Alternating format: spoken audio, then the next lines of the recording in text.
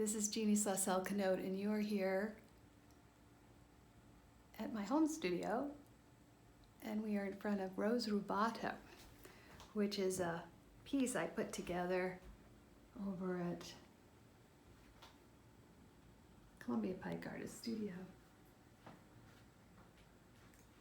This one is made up of fragments that have been cut from a scroll or jigsaw. First, I make these laminated sheets to cut the shapes from. 2 pieces of masonite with pine strips going through. You can see them at different places. There's a good example there. 1, 2, 3, 4 going across. And then after the pieces are laminated and dry and gessoed, I cut them into these shapes. Then I assemble the piece, and so what I'll have is a big gessoed mix. It's actually pretty in the white, you know, all these pieces in white.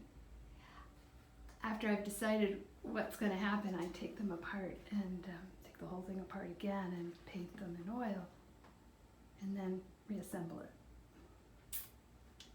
So this is different than other assemblages I've done in that it has no back substrate. So all the pieces are sort of interdependent and makes it interesting to me. And it's challenging because it becomes a little accordion-like if the pieces aren't stabilized well. My work for a long time has been about the fragmentation of life and all the parts and pieces that we're all about.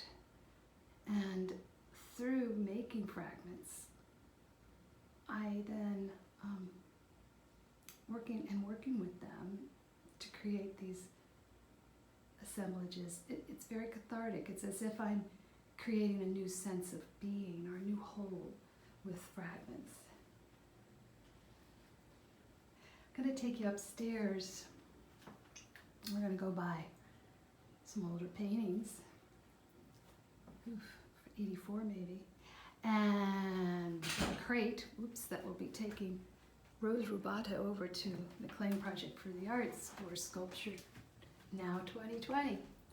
The show opens in September and goes till November. And it's a brick and mortar show, which will also have an online presence.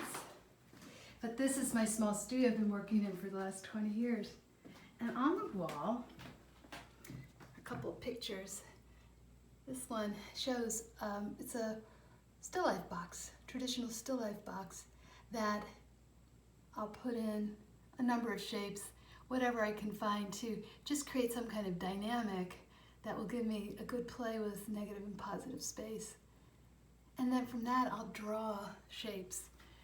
And this way I try to get new information information for new shapes.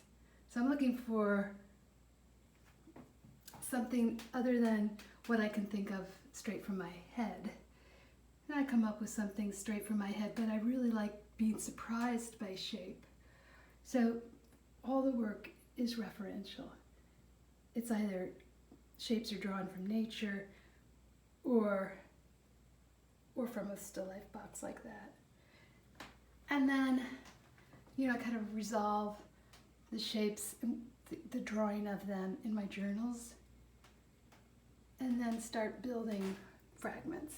So this little piece has cement fragments, those hollow core shape. There's one in the left corner there. It'll have metal fragments and embroidered fragments, like this yellow piece in the back.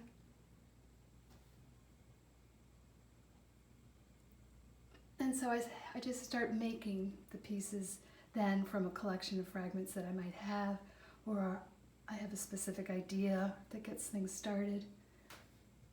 Oftentimes I'll be working on an assemblage and the right fragment isn't at my fingertips, and I just go back and try to find what it needs.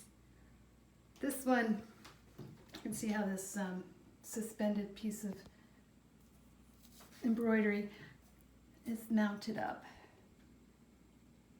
This littler one is mounted on what I call a wood ribbon that I make from laminating, in this case, a couple pieces of birch plywood, and then coming down with a cut on my scroll saw vertically down. I can create these waves and these ribbons that then pitch the pieces out nicely.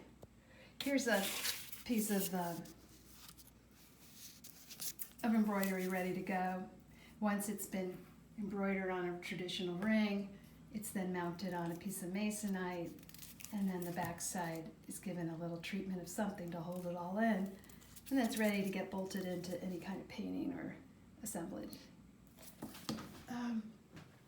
In terms of referential pieces, sometimes I like to put in a piece that is a little bit more representational, like that little shape there. It kind of seems to go in that piece. It's not easy to put in a referential piece that's that specific amongst other abstractions. But I like that. It's like a hook. These are the pieces I started right at the pandemic, and there's 3 gouache pieces. So I laid down some gouache with a resist to keep the white, and then it's just a whole lot of lines. So the first 3 months I was pretty active, just making lines. These pieces are yet to be decided exactly where they'll go, but they're also floating on top. So keep in touch, email or whatever.